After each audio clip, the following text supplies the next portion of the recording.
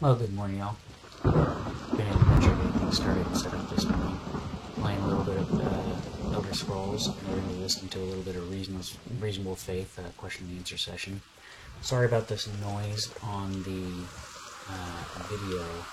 The camera is going to be picking up a little bit of what's going on from the speakers because I don't have a headset on.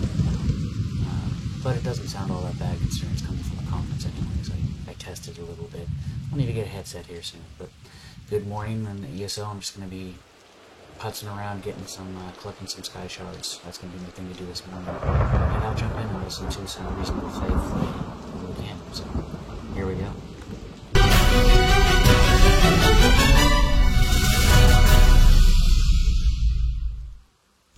Hi. My question is kind of specific. I was in a recent conversation with a Jehovah's Witness, and he surprised me with a bit of doctrine that I didn't know they believed. He told me that they didn't believe that Jesus was actually raised bodily, but just in spirit. So then I pointed him to the end of Luke, where he came and ate with his disciples, and they touched his hands. And he, at that point, said, well, Jesus didn't raise bodily, he just rematerialized as a spirit, and he put on a body at that point. And then he pointed me to Genesis 18, where Abraham sat with 3 angels, and they ate with him. And I was wondering how you might answer that, any of you.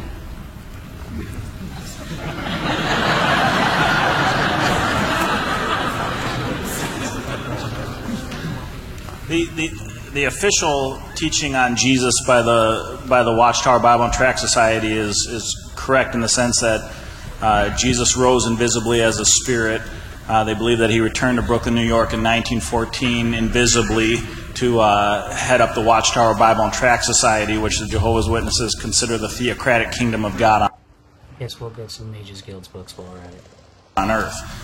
Which is why they will not pledge their allegiance to a particular country or nationality, because they believe they are living under God's theocratic kingdom, and that Jesus literally runs the Watchtower organization as an invisible spirit from Brooklyn, New York today. Obviously, as Christians who believe in a bodily resurrection, we would have a number of disagreements with that teaching. And I think one of the ways that we can talk to Jehovah's Witnesses is to talk about some of the historical arguments that we have to believe in a physical, material resurrection of Christ, a physical, bodily ascension into heaven. That's the testimony of the early church and the overwhelmingly compelling evidence in regards to that. So I don't know if anybody has anything to add on that point.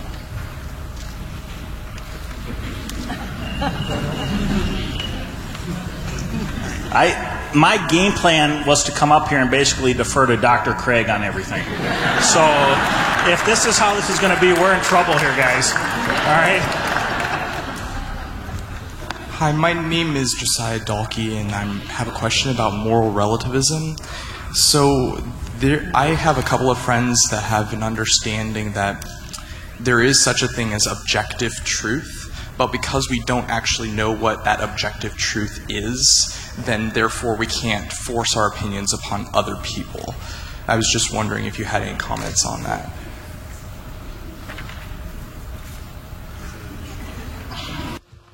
As they're talking about objective truth in the video there, something that there's a, oh gosh, what's it called? An analogy, I guess, about the parable of the elephant, I think is what it's called. And that was very fun. The parable of the elephant. And they talk about how, everyone sees a different truth. And the different truth being that, you got 5 guys around an elephant, or how many guys it is. I'll try to say this reasonably while I'm sitting here playing. Yeah, I won't be able to take the world boss. You've got the guy standing at the leg of the elephant who thinks it's a tree, and the guy that's standing at the trunk and thinks it's a snake, and the guy standing at the side of the elephant that thinks it's a wall, and you've got the guy standing at the tail who thinks it's a rope. And the parable attempts to suggest that means that everyone, I have no idea where I'm going, by the way, in the game. I'm just trying to find an entrance to this dungeon. The suggestion is that everyone has a different truth from their own perspective. But somehow in this parable, they're completely missing the fact that, hello, it's an elephant. Like, no matter what you're looking at, it's an elephant, period. That's all there is to it. So, for whatever that's worth. Okay, so this is an arena. I do not know where the hell the public dungeon is. And I'm in the wrong place, so that helps. Okay. So, anyways, it's interesting to me that in that whole analogy, they just missed the fact that they're all actually looking at an elephant. That is the truth, period. There is truth, and that's not just your perspective. Can you restate exactly the last part again for me? You said you have somebody who says there's no such thing as moral truth, but has a problem with forcing the moral truths on people? Yeah, so there is such a thing as objective truth, they claim. But because we as finite beings do not act... Excuse me? What? Oh. Because we as finite beings don't actually know what that objective truth is, then therefore we can't actually decide.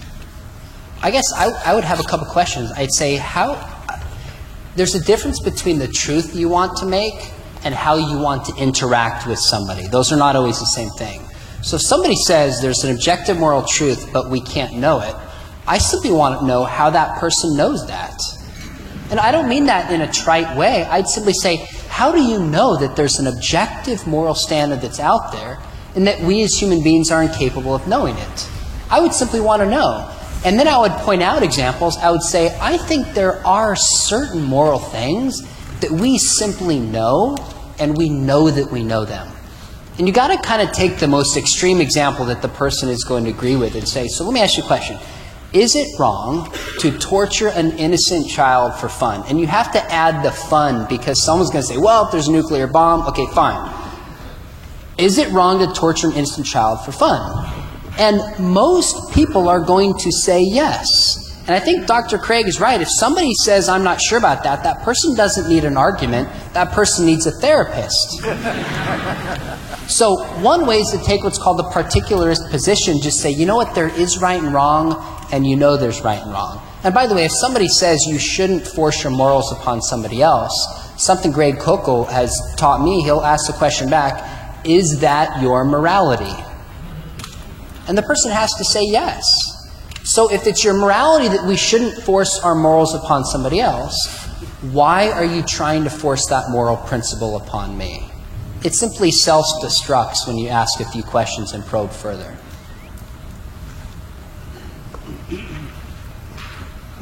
Okay, so I had a question about the Kalam cosmological argument. I think that's always interesting. There's so many... Something that Ravi Zacharias always said was that you have to, your worldview has to be consistent. Oh, here comes that stroke of luck I was counting on. I forget what the exact phrase was, but bottom line is it needs to actually coincide with reality. It needs to be consistent with what we observe in reality. And I find it so amazing that so many atheistic arguments tend to be self-defeating, whereas most Christian arguments, if you look, and I don't have all the refutations to this, they're consistent. There are some arguments that people have that say that there's contradictions, and that's something to discuss another time because I don't have those off the top of my head, but I like the consistency. That's the main reason I became a Christian, was just the fact that the Bible applies to the world consistently.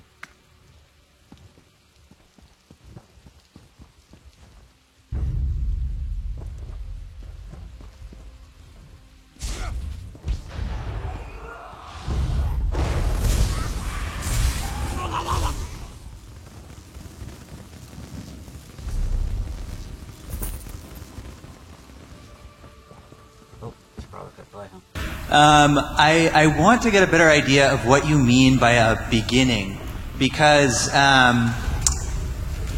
Normally when I think of a beginning, I think of an entity which at some point in time didn't exist, and then at some point it comes into existence, and that's its beginning. But I'm not sure if that's the sense in which the universe could have a beginning, because there can't be a time in which the universe didn't exist, because time is part of the universe. So I was hoping to get clarification on that. Very good. This is one of the tools of philosophy, conceptual analysis, to analyze what it means to begin to exist, for example. And intuitively, a common sense view would be, well, X begins to exist if it exists at a time t, and there was a time t prime earlier than that at which it did not exist. And that would seem to be a common sense notion of begins to exist. Except when you apply it to time itself. It would make it impossible for time to begin to exist, wouldn't it? Because if time began to exist, there would have to be a time before which time began to exist, which is contradictory. And yet cosmologists do think that time began to exist, and they're not uttering an incoherence. So we need a more nuanced definition of what it is to begin to exist. And here's one that I would suggest, is X begins to exist at t if X exists at t and there is no time t prime earlier than t at which X exists. X exists at t and there is no time earlier than t at which X exists. And that would allow time in the universe to have a beginning, because there is no time earlier than that time at which the universe existed. So where you put the negation in the sentence is critical in terms of having a coherent definition of begins to exist.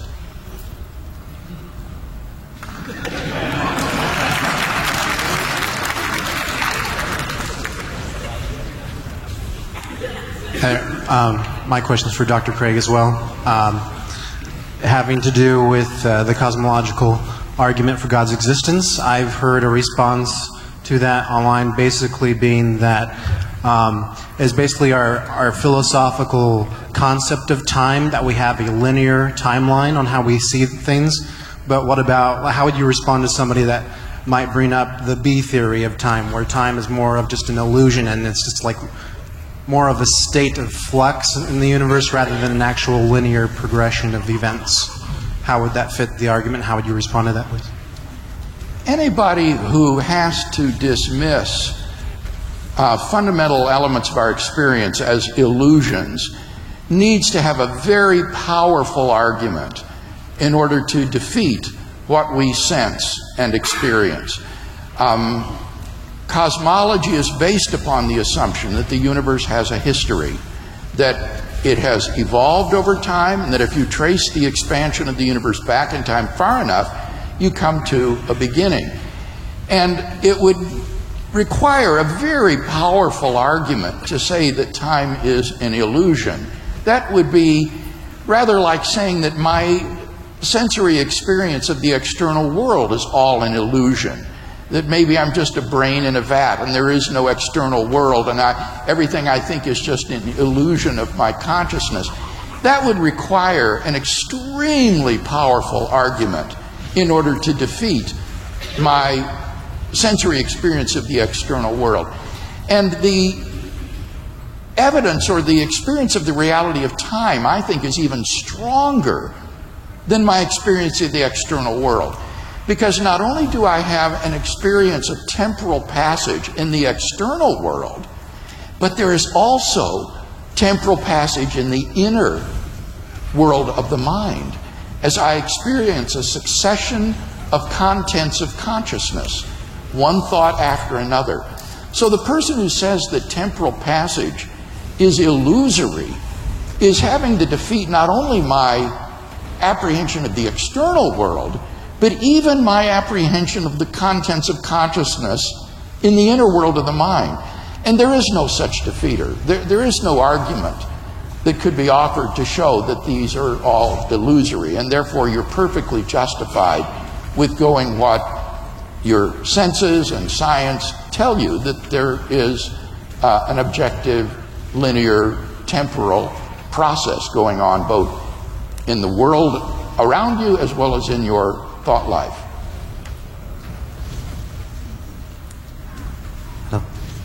Hello. My question is regarding the LGBT movement that is spreading across. And as you know, we have that florist here locally who was sued for not agreeing to arrange flowers for a gay wedding. I guess my question is that as Christians we approach the issue in a Christian worldview. As for the non-Christian worldview, they approach it in a secular worldview. So I guess my question is, how do you bridge the gap in which, when you're discussing issues in these matters, that they realize that you are looking at it in a Christian kind of perspective, and they want that separation of kind of church and state kind of issue that plays into it, where we can't legislate laws that are, religiously kind of loaded, I guess, in that sense. So how as Christians do we navigate that in terms of, representatives and laws that are being passed? Because it seems like we're kind of losing the culture war in that sense, because since they find out that you're a Christian, then you're automatically bigoted or prejudiced, and the conversation seems to just stop right there when it can't seem to continue once they already slap that label on you. I'll assume, since I did a session on same-sex marriage, that question was for me. I think there was two kind of questions at play here. One is, how personally do we do this? And second, how do we pass laws, and how far should we take legislation? Those are distinct questions. And I would say this: even if I were not a Christian, I would still be a supporter of natural marriage. I would be. Because the nature of what marriage is, by looking at objective reality, by kids needing a mom and a dad, looking at the function in society in which marriage has played and should play for the better part of society, I actually would be in favor of natural marriage, even if I were not a Christian. Now, with that said, when it comes to laws, every single law legislates some morality. Every law does. So sometimes they'll point at Christians and say we shouldn't legislate morality. Every single law legislates some morality. The question is, what law is going to be legislated and why? So when it comes to things like same-sex marriage, we have to make our case without appealing to the Scriptures. I think people have done that. And if we lose the laws, we lose the laws. We have to do our best, but it doesn't mean we stop trying or we just point to the Scriptures in defense of those. I think the larger culture, though, hasn't been lost because of people made better apologetic arguments on the other side. I think they told better stories. I think Joe Biden was right, and you're not going to hear me quote Joe Biden a lot, to be honest. But he was right. He said, he referred to Will and Grace as having more influence on the same-sex marriage debate than anything else. So one thing we need to do as Christians, we absolutely have to keep doing apologetics, but we have to tell better stories about marriage. We have to tell better stories about parenting. We have to be able to capture the imagination so people are open to the mind. So when it comes to relationships, this is why I think relationships are so important. You said the view of Christians is that we're bigoted, hateful, and homophobic. People see that in the media all the time. But I think one way we can turn that so people are open to the gospel is when people hear that and they have a relationship with someone like each one of us here. And they hear Christians are hateful, and their first thought is, gosh, man, my neighbor Larry's not. He's gracious. He's kind. He sees the world differently, but he loves me. That's when I think we win a hearing back. So relationships have always been important. But now the time it's more important than ever. Now, with that said, last thing is, one of the strategies of the revisionist side is to build relationships with people so they see that gays are just normal people, they're not ruining the country, and it'll change their theology. So what we need to do is absolutely have relationships with people, not just to convert them, but to love them as human beings. But we better know our theology well. we better know how to think about marriage and not just point to Genesis 1, as important as that is, but be able to make a case for natural marriage. And in my experience, very few people today even know why marriage matters for society. Well, no wonder Christians don't stand up and speak boldly about it. We haven't thought deeply enough about it. So keep speaking truth, tell better stories, and build relationships with people is, I think, some of the most important things we need to do moving forward. I have a question. One person, thank you. My question is about free will and predeterminism, specifically as it talks about Judas. Did he have the choice to not betray Jesus, or was his life predetermined? And I say that because Jesus said it would have been better for him to not have been born.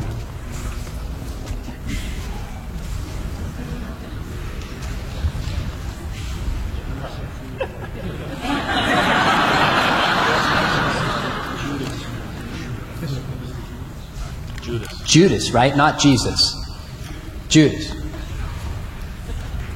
Is the question, because Jesus predicted the betrayal of Judas, that therefore Judas was fated to betray him and had no free will? Yes. Okay, I can speak to that. I did some work on divine foreknowledge and human freedom, and it seems to me that divine foreknowledge is entirely compatible with freedom of the will. It's logically fallacious to say, necessarily, if God foreknows X, then X will happen.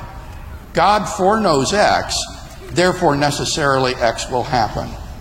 That commits a logical fallacy in modal logic. From the two premises, necessarily if God foreknows X, X will happen, and God foreknows X, what follows is merely that X will happen, but not that X will happen necessarily. X could fail to happen, but if it were to fail to happen, then God would have foreknown something else instead. So the fact that God foreknows, or Jesus predicted, Judas's betrayal in no way robs Judas of his free will. Judas could have done otherwise, but if he were to do otherwise, Jesus would have predicted something else instead.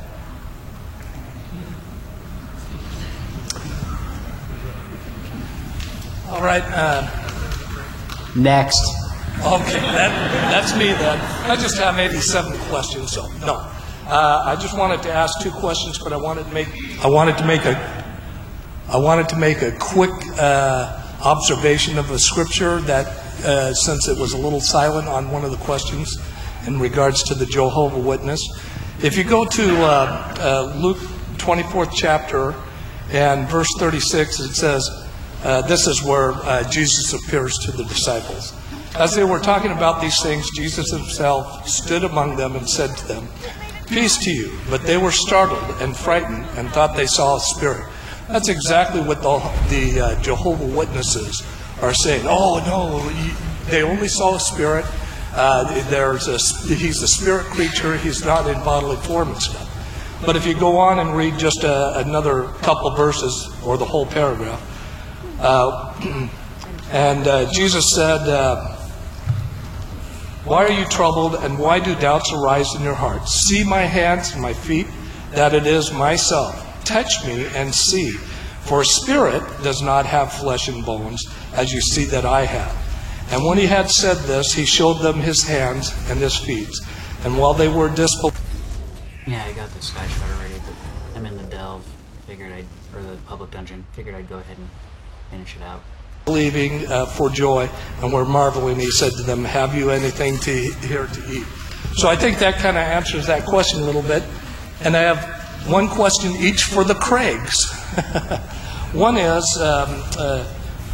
what is the necessity for you to believe in old earth? What is the necessity for you to believe that there's old earth rather than young earth? And that's to you. What is the necessity? Yeah. Well, I would just say that the scientific evidence overwhelmingly supports the idea that the earth is very ancient, and that there's nothing in the Bible that requires you to believe otherwise. I think that when you read the Genesis narrative, from the standpoint of an ancient Hebrew author. There are actually indications in the text itself that it doesn't think that this is a literal week of consecutive 24-hour days. And so I think the Bible gives you the freedom to follow the scientific evidence where it leads, which is that the world is indeed very ancient. When you think that we can see the stars, that very simple fact that you can see these stars billions of light years away shows how ancient the universe is. The person who thinks the world was created a few thousand years ago would have to say God not only created the stars and the earth, but he created the starlight, the star beam in between the star and the earth, so that it would hit our retinas and we would have the illusion of seeing these distant objects. And that is so ad hoc and artificial, it strikes me as far more plausible to think that these distant objects have emitted this light, it's come to us, and now we see them, and that therefore the universe is very ancient. I would love to argue, but for the other Craig, I've noticed that... I think, as a Christian, that the argument around the age of the earth is one of the dumbest things that we can argue. Science is science. We good scientists that actually follow and trust the scientific method. What's this? Long story short, I mean, we live in a 13, 14 billion year old observable universe. There's no arguing that. Could God have done it like Dr. Craig just said, where they just created it with the view? Yeah, that's definitely a thing he could have done. Is that consistent with how God does anything from what I can see? I think God does everything in his time, slowly but surely. But yeah, the earth is old. Any Christian that's arguing young earth is disingenuous at best, or just coming from a standpoint of belief that they haven't been really educated in apologetics wisely, if you ask me. You had mentioned something about that a good Jew that would not go to a cemetery and be there at night and stuff. So I was wondering what you had to say in regards to at the tomb there were the guards that were guarding the tomb, and of course they were Roman, but weren't there also temple guards, or just the seal over that, or what?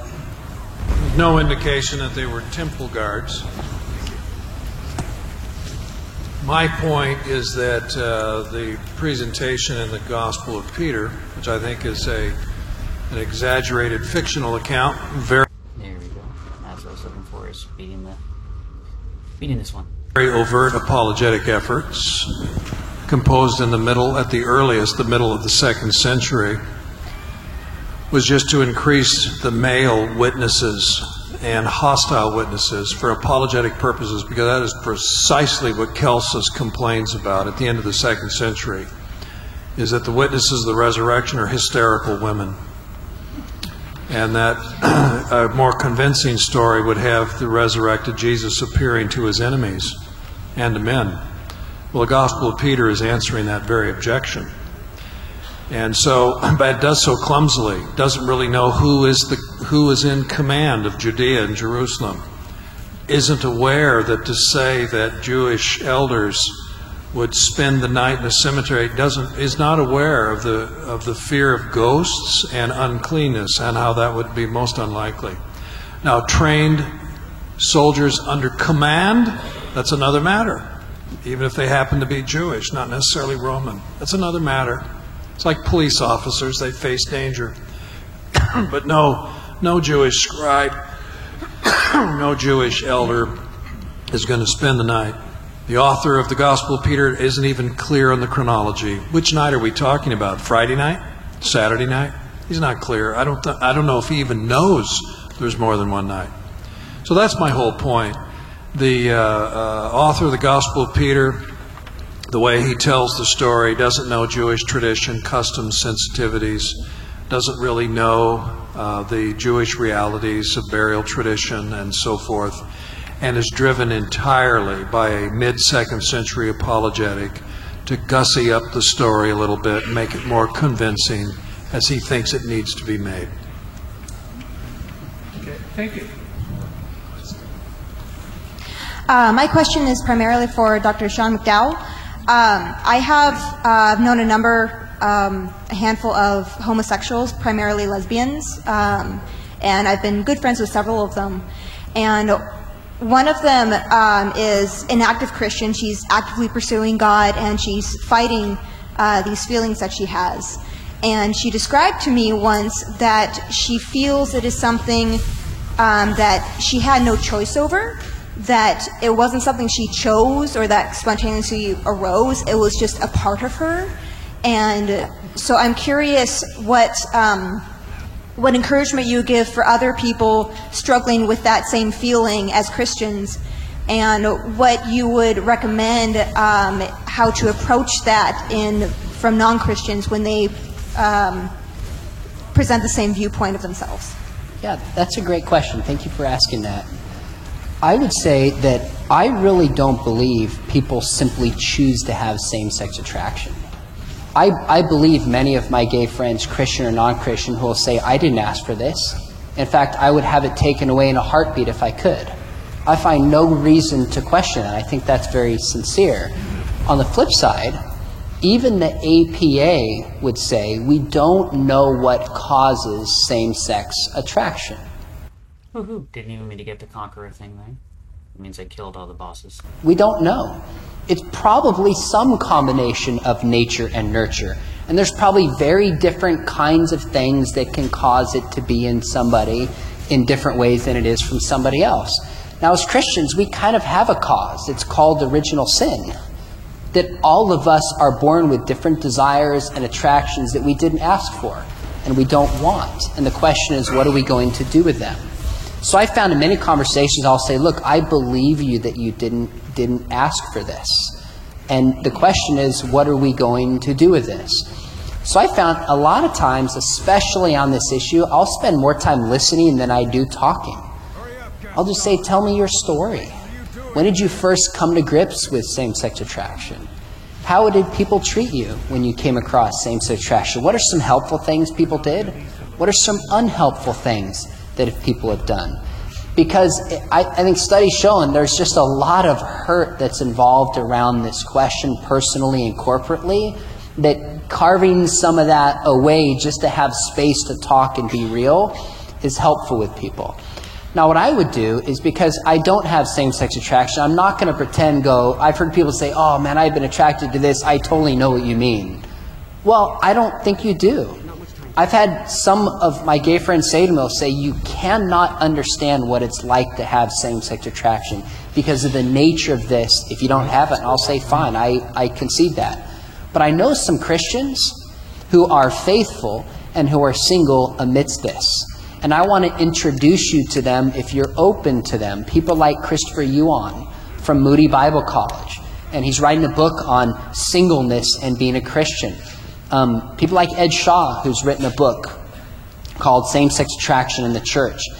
Because a lot of same-sex desires are rooted in deep, important human needs that we have. For affection, to be cared for love. These are good, natural desires in a sense that all of us have. The question is, how can this person begin to have those deeper relational needs met in a healthy way that's honoring with what the Scripture teaches?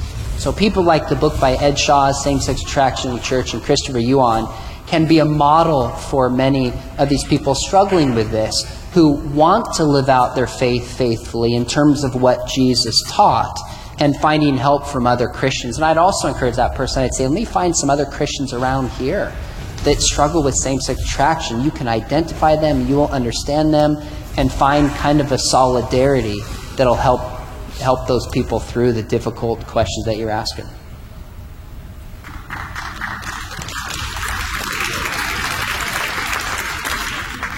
Hello, this question is for William Lane Craig.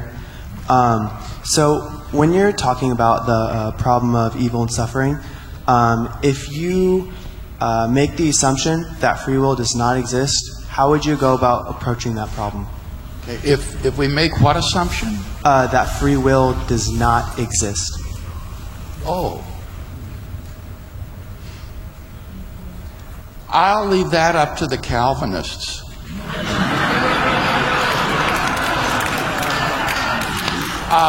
That's a huge problem. It seems to me that in the absence of free will, it's almost inevitable that you make God the author of sin, and the author of evil, which I regard as unconscionable and unacceptable. So, for me, free will is a non-negotiable, and I think the Reformed thinkers are going to be very, very hard-pressed to have any kind of acceptable solution to the problem of evil that will not make God the author of evil and sin. Yes, Dr. Craig, last night you opened up that can of worms about the billions versus millions of years. And since this is an apologetics conference, I wanted to give you an opportunity to make a defense. In light of Scripture, and I appreciate the fact that Christian brethren can have disagreements on this issue, and it's certainly not a salvation issue, so I want to make that clear. But I do think it has some real importance, and I would go to Mark chapter 10, where Jesus is making a case against divorce. And in doing so, he makes the statement that, have you not read that God made Adam and Eve and marriage at the beginning of the creation? His point being that because it was foundational to everything God was about, that's why you shouldn't get divorced. Nevertheless, he makes this point about creation, that he made Adam and Eve in marriage at the beginning of the creation. So given that statement by Jesus, did God create Adam and Eve in marriage 14 billion years after the beginning of the creation? Or did he create Adam and Eve in marriage within 6 days of the beginning of the creation? And that's really for all of you, not just Dr. Craig. I don't think Jesus does say at the beginning of creation in that passage. He says that from the beginning it has not always been so. God made them male and female, etc. And he could be talking about the beginning of the book of Genesis or the beginning of the human race. I think you're trying to freight this single verse with an enormous amount of theological weight that it simply doesn't bear. Let me give a plug for something. Some of you I know are very interested because you've asked me outside of this on the age of the earth, in a particular Dr. Craig's view of creation. He has 2 weekly podcasts. If you don't listen to him, you need to listen to him. One is Reasonable Faith, where he answers questions like this live. The second one is the Defenders Sunday school class that he teaches. And he spent, I don't know how many weeks, 20-some weeks on creation, going step by step through the different views. I've listened to it twice. Super helpful. You might disagree with him when it's all said and done, but he lays out carefully all the different views, critiques them, and really fair. If this is a question, I'd go back to the Defenders class, look at a series on creation. I'm sure it's in the feed or on his website. Well worth the time to go back and wrestle through that. Defenders class, and then the other one is just Reasonable Faith, right? I'm giving you a serious plug here, Dr. Craig. You really are, Sean, and that's very though. kind, right? The Defenders is my weekly Sunday school class in Christian doctrine and apologetics. And there is a section called Doctrine of Creation. And there's an excursus on creation evolution where we look at the opening chapter of Genesis and discuss about 9 different interpretations of this. And had a good time getting through the dungeon, going over some questions, listening to some stuff. Y'all have a great day. Talk to you later.